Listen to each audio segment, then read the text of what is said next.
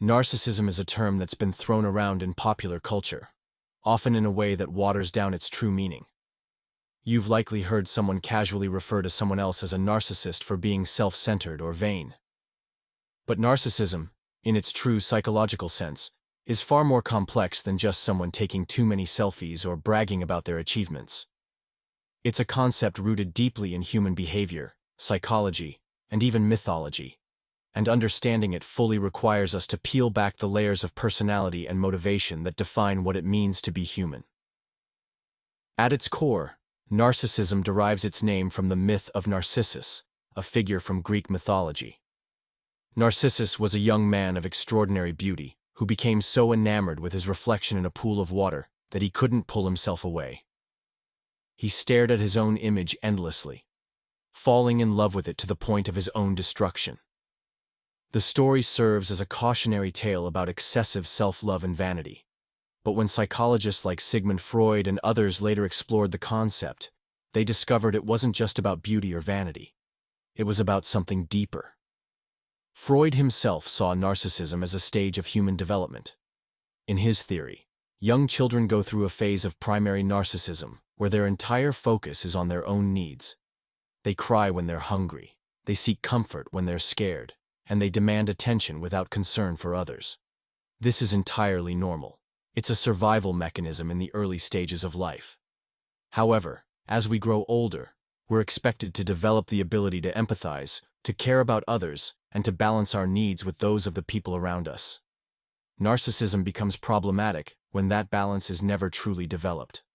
Psychologists today often discuss narcissism in terms of narcissistic personality disorder, or NPD, a condition characterized by an inflated sense of self-importance, a deep need for excessive attention and admiration, troubled relationships, and a lack of empathy for others. But here's the twist. Beneath that confident exterior, many narcissists are profoundly insecure. They've constructed a facade to protect themselves from feelings of inadequacy or shame. This contradiction is central to understanding narcissism. It's not just a person who loves themselves too much, but someone who fears they might not be enough. To make this concept more tangible, let's look at an example. Take F. Scott Fitzgerald's iconic novel, The Great Gatsby. Jay Gatsby, the novel's protagonist, embodies certain narcissistic traits. He builds a luxurious lifestyle and throws extravagant parties, all in an attempt to win back Daisy, the woman he loves. On the surface, Gatsby appears confident and self-assured. But as the story unfolds, we see the cracks in his persona. His grand gestures are not just about impressing others, but about masking his own vulnerabilities and longing for validation. Gatsby's identity is so tied to how he's perceived by others that he loses sight of who he truly is. This brings us to one of the most intriguing aspects of narcissism, its link to insecurity. While the narcissist may come across as arrogant or self-absorbed, these behaviors are often a defense mechanism. Deep down, there's a fear of being unworthy or unlovable. This is why narcissists often react so strongly to criticism.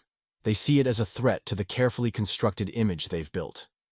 Think of it like a house of cards. It may look stable, but even the slightest disturbance can cause it to collapse. Psychologist Dr. Craig Malkin, author of Rethinking Narcissism, describes narcissism as a spectrum. On one end, you have people who lack self-confidence and struggle to assert their needs. On the other end, you have those with narcissistic personality disorder, whose self-absorption becomes so extreme that it damages their relationships and well-being. Somewhere in the middle lies what Malkin calls healthy narcissism. This is the ability to take pride in your accomplishments, to advocate for yourself, and to feel good about who you are, without stepping on others to do so. Healthy narcissism is essential for self-esteem and resilience. It's what allows you to bounce back from failures and to believe in your ability to succeed. But when does narcissism cross the line from healthy to harmful? It often comes down to empathy, or the lack of it. Empathy is the ability to understand and share the feelings of another person. For most people, empathy acts as a kind of moral compass, guiding how we interact with others. For a narcissist, however, empathy is often underdeveloped. They may struggle to see things from another person's perspective, or to recognize how their actions impact those around them. This lack of empathy can lead to manipulative behavior, as they prioritize their own needs and desires above all else. Take, for instance, the story of King Lear, the tragic character from Shakespeare's play. Lear's narcissism blinds him to the loyalty and love of his youngest daughter, Cordelia, while he lavishes praise on his more manipulative daughters, Goneril and Regan. His need for flattery and affirmation leads to his downfall, and only in the face of tragedy does he begin to understand the consequences of his self-absorption. Lear's journey is a poignant reminder of the cost of narcissism, not just to the narcissist, but to those around them. It's also worth noting that not all narcissists are the same. Psychologists often distinguish between two main types: grandiose narcissists and vulnerable narcissists. Grandiose narcissists are what most people think of when they hear the term. They're outgoing, confident, and often charismatic, but they can also be domineering and entitled. Vulnerable narcissists, on the other hand, are more introverted and sensitive. They may seem shy or reserved, but they still crave admiration and validation. Their narcissism is often rooted in feelings of inadequacy, and they may use passive-aggressive tactics to get the attention they seek.